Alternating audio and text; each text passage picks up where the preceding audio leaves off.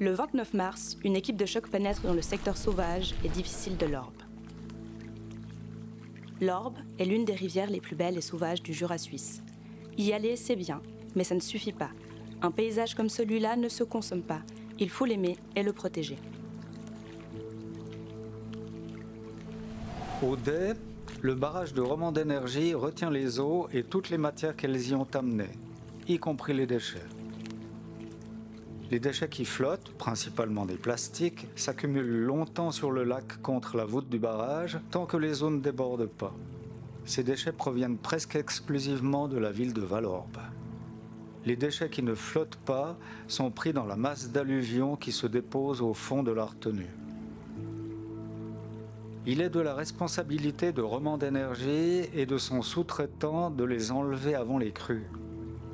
Lors de grosses crues, le déversoir avale tous les déchets qui se sont accumulés sur le lac. Romans d'Énergie fait aussi purger régulièrement le pied du barrage en utilisant la vanne de fond. Cette vanne sert aussi parfois à purger le barrage entier, comme il y a une trentaine d'années, quand toute la vie jusqu'à Yverdon avait été détruite par des dizaines de milliers de mètres cubes de boue et de déchets. Les déchets provenant du déversoir et de la vanne de fond se retrouvent dans ce bassin, puis dévalent dans les gorges de l'Orbe lors des crues.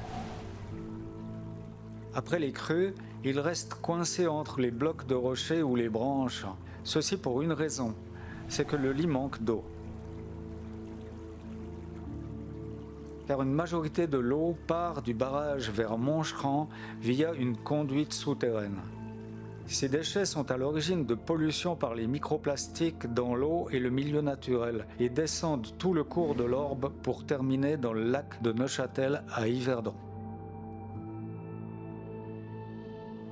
Comment une telle situation est-elle possible en 2025? Et pourquoi, contrairement à d'autres barrages, les déchets ne sont-ils pas enlevés?